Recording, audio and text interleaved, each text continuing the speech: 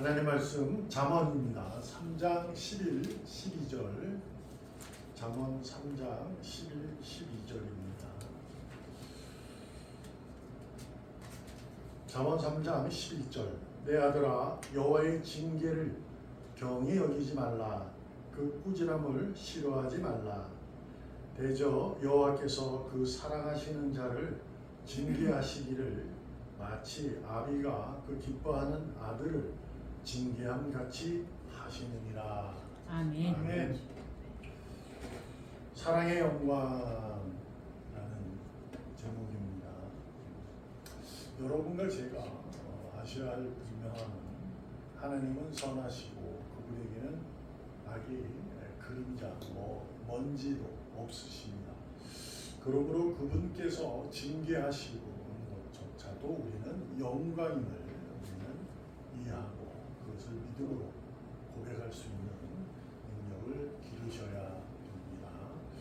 하나님이 왜 구약에는 그렇게 많은 사람을 징계하고 죽였을까라는 얘기를 질문을 하고 그러면서 복음의 시대에 와서 예수님은 또 그러지 않았고 이렇게 하면서 성경을 시대적으로 나누기도 하고 하나님이 다르다 이런 얘기를 하기도 경우도 많아요. 그러한 교리를 가지고 신앙의 문제로 접근하는 것도 많지만 우리가 분명히 알아야 할 사실은 하나님은 악이 없으신 분입니다.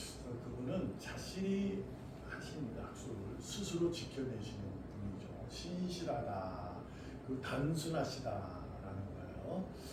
그러므로 그분께서 징계하는, 그 재앙을 내리는, 그 마음이 아파하는, 아쉬워하는 부분, 그것이 바로 징계조차도 영광임을 우리는 고백할 수 있어야 아멘. 믿습니다.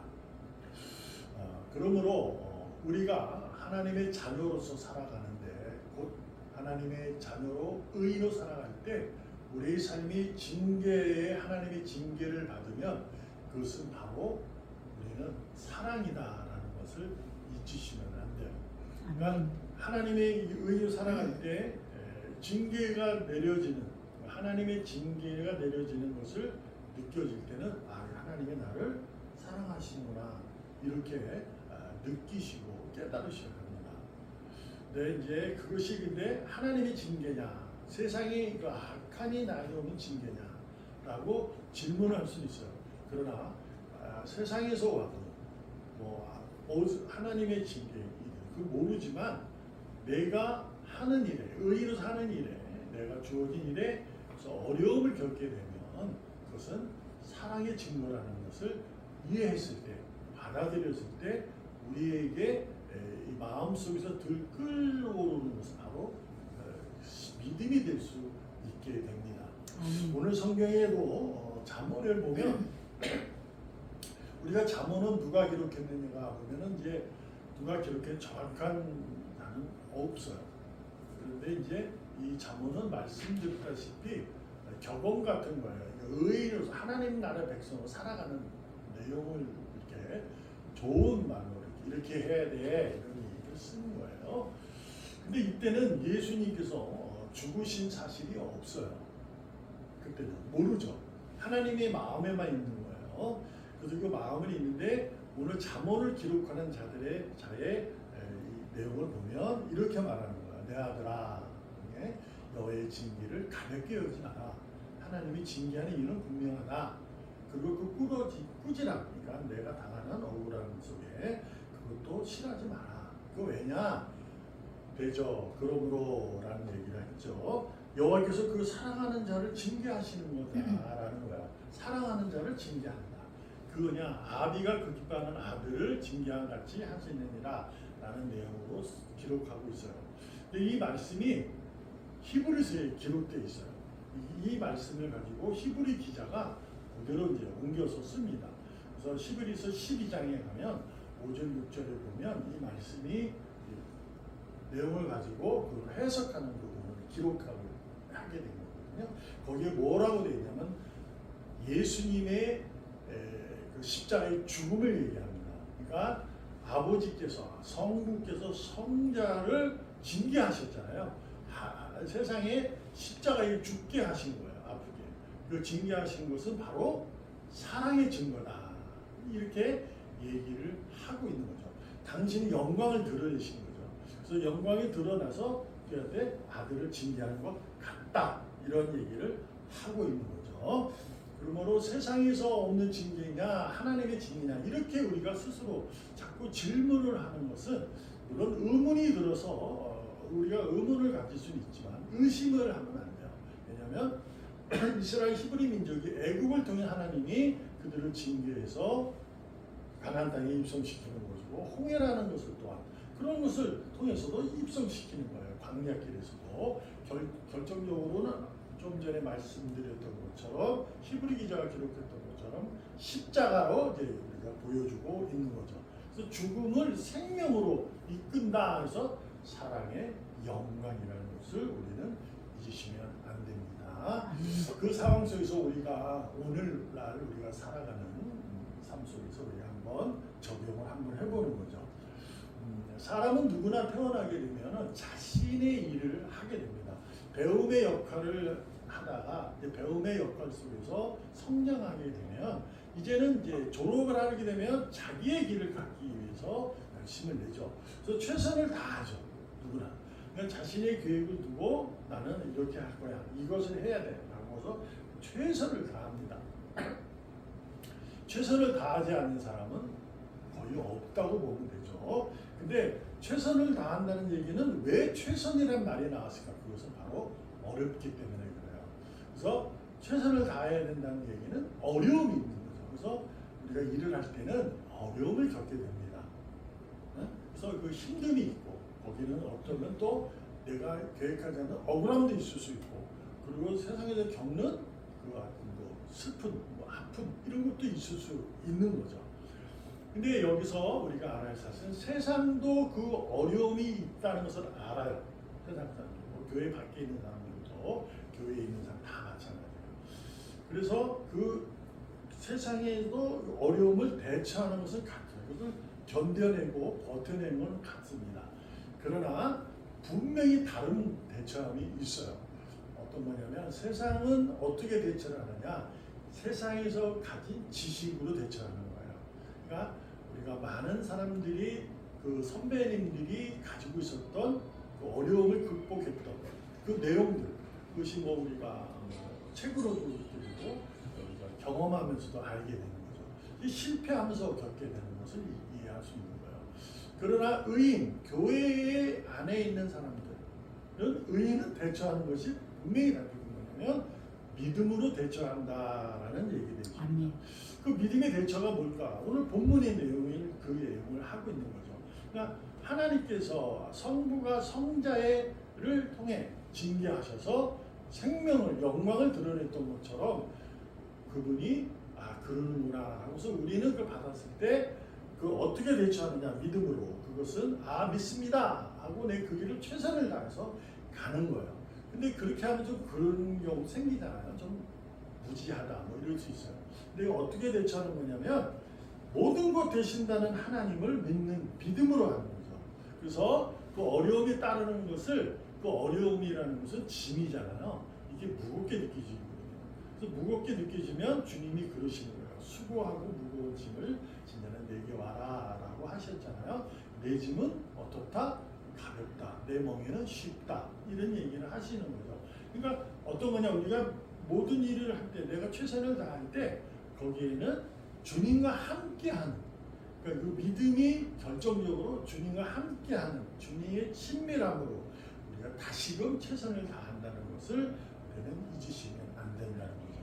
그것이 바로 하나님의 징계는 영광이요 영광인데 생명의 영광이고 사랑한다는 증거다. 그리고 우리는 내가 이제 최선을 다해서 살잖아요. 그럴 때마다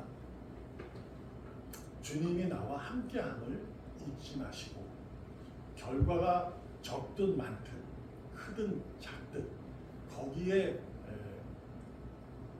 메모리라 그럴까요? 이렇게 쑥 빠져들어가면 골차 빠져요. 적든 많든 하나님이 나와 함께한다는 것을 가지고 그래서 이것이 나에게는 사랑이라는 하나님과 사랑하는 증거라는 것을 잊지 마시고 그것을 대처해 나가는 우리가 되어야 합니다. 그래서 욥기에 보면 그런 말씀이 있어요. 5장 17절에 가면 볼지어다 하나님께 징계받는 자에게는 복이 있다고 말합니다. 그러므로 너는 전능자의 징계를 없이 여기지 말지니라. 이것은 이제 빌닷이 이제 욥에게 하는 얘기이긴 합니다. 욥이 잘못했다고 얘기하는 거예요. 근데 욥은 전혀 잘못한 것이 없잖아요. 여하튼 이게 율법으로 얘기를 했지만 이때 이 말씀을 가만히 생각해 보면 그런 거예요. 하나님으로 받던 징계는 복 있는 사람은 받는 거예요. 왜 그랬을까요? 이 결정적으로 1장에 가면 천상회의 때 사탄이 욥을 부러워한 거예요. 정말 하나님은 너무 섬기는 거예요. 자기의 사탄의 역할은 그를 지옥으로 끌고 가야 되는데 너무 하는 거야. 그래서 너무 약이 오르니까 하나님 앞에 찾아가서 욥이 하나님께 복 주시고 막 하니까 걔가 이렇게 하나님을 찬양하는 거지. 다 뺏어봐요. 그게 되겠어요? 네, 그렇게 이제 하나님에게 얘기를 하자. 하나님이 그래 해라 그럼 라고 허락하신 거잖아요. 그러니까 우리가 아셔야 되는 게 사탄에서 오는 징계가 있을 수 있어요. 아픔이. 물론 이제 자기의 욕심에 자기의 선한 의지로 해서 이루어지는 그 악함이 있지만 하나님께 허락받은 징계가 있다는 거예요. 근데 그것은 사탄이 나를 건드린다는 것은 내가 의인이라는 사실이에요. 그걸 반증하는 거잖아요. 사탄이 욥을 건들고 싶은 거예요. 이 의인이기 때문에.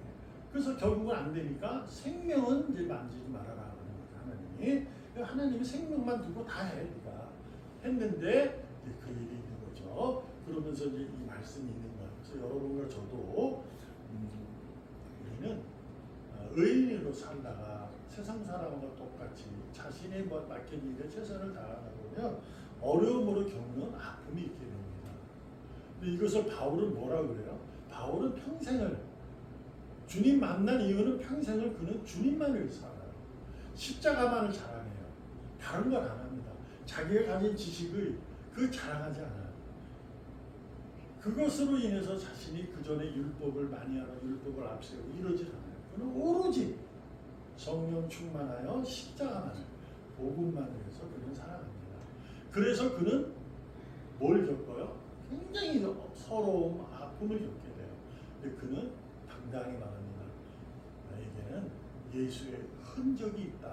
이렇게 상처예요, 상처. 그러니까 자기가 예수를 증거함으로 받는 상처가 있다는 거예요. 근데 이 상처는 내가 있어서 나는 두렵지 않아. 이렇게 얘기를 합니다. 여러분에서도 마찬가지입니다. 교회 생활이든 가정 생활이든 우리의 삶은 예수님에 의해서 하나님의 의지에서 우리가 살아가는 줄 믿습니다. 그 가운데 우리가 겪을 수 있는 아픔이나 슬픔이 있다면 오히려 내가 의인으로서의 받는 하나님의 사랑이라는 것을 고백할 수 있어야 돼요. 그래야 뭘로 가요? 회개로도 갈 수 있는 것이고 더 그 일에 하나님에 대한 믿음이 더욱더 깊어질 수 있는 거예요. 회개로 돌아가서 다시 돌아와 깊어질 수도 있고 그렇지 않고 하나님과 더 친밀해지는 관계가 될 수 있어요. 그러므로 내가 하는 일에 여러분과 저는 모든 일에 최선을 다하셔야 돼요. 이 길이 아니니까 다른 길로 갈래. 그것도 하나의 방법일 수는 있지만 우리가 하늘을 판다고 하는 얘기 있잖아요. 근데 그것은 요즘에 너무 무지하다고 얘기를 하기도 합니다. 뭐 그럴 필요 있어. 안 나오면 옆에 가서 파면 되지라고 해요.